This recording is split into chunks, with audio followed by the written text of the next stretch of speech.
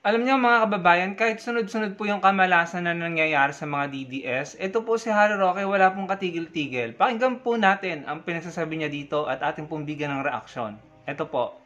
So, Auntie Claire, I'm flattered na kino-quote mo ang aking mga sagot ngayong ikay ipit na ipit na.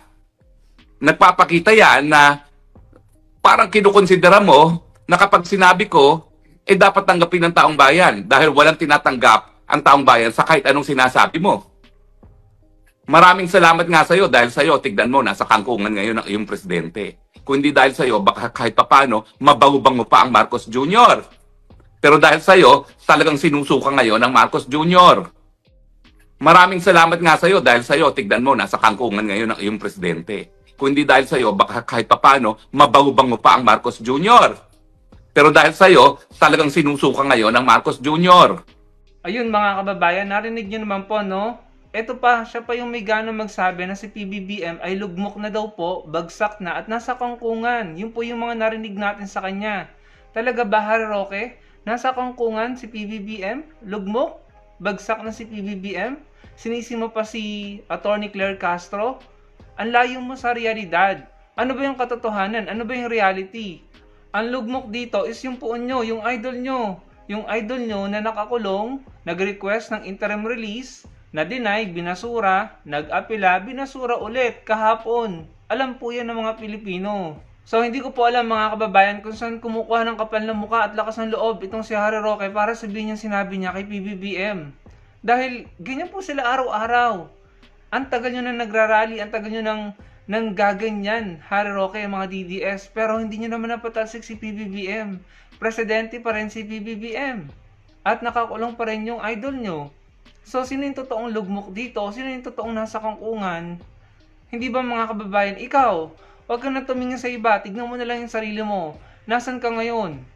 Nagpapa-asylum ka, malapit ka nang maaresto, ginagawa mo ang lahat para maiwasan yung mga kaso mo. Dinaig ka pa ni Congressman De Lima. Dahil inosente siya, talagang inilaban niya yung kanyang paninindigan, yung kanyang innocence.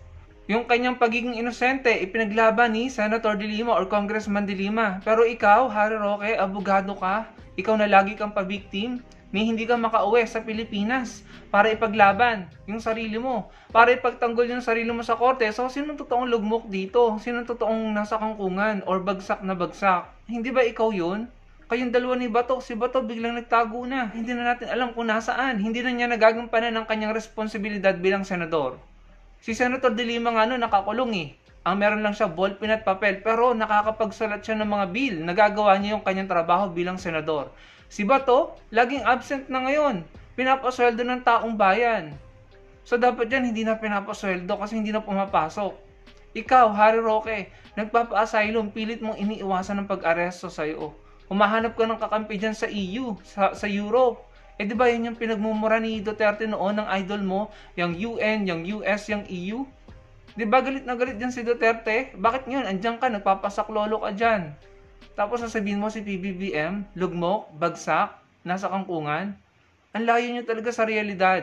Tignan nyo mga kababayan yung nangyari sa kanila kahapon. Eto sila kahapon, no? Nag-iiyakan sila kahapon. Ayan. Nag-iiyakan sila dahil na-deny na naman yung interim release, yung apela ng Duterte camp sa interim release ni Duterte. Ibig sabihin, binasura na, forever na siyang naandun sa ICC unless mapatunayan niya na innocent siya. Pero parang malabo din yun eh kasi may mga admission siya in public.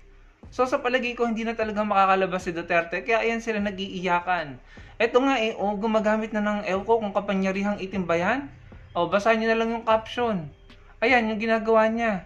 Sabi ko parang wala na sa sarili itong mga to. Tapos para sa inyo, ang lugmok, ang bagsak at ang nasa kangkungan ng si PBBM. Hoy, gumising kayo. Kayo yung dinidescribe nyo. Ang layo nyo sa realidad. Puro kayo panlalait, no? 3 taon na kayo nagrarally, si PBBM pa rin naman yung presidente. Wala kayong nagawa. Ibig sabihin, hindi na naniniwala ang mga tao sa inyo dahil nakita na ng mga tao, na-realize na ng mga tao kung ano yung mga mali na pinagagawa nyo at mga kasalanan nyo sa mga Pilipino. So yun lang mga kababayan, Talagang gusto ko lang pong supalpalin ang kayabangan nito ni Harry Roque. Siya pa yung may kapal na mukha na magsabi na nasa kangkungan si PBBM or lugmok ang si PBBM. Samantalang in reality, yung idol nila, yung puon nila ang nakakulong, hindi makakalabas at siya tumatakas sa pag-aresto sa kanya. So, sino yung totoong nasa lugmok na sitwasyon, mga kababayan? Kayo na lang po ang humusga. Salamat po sa panonood.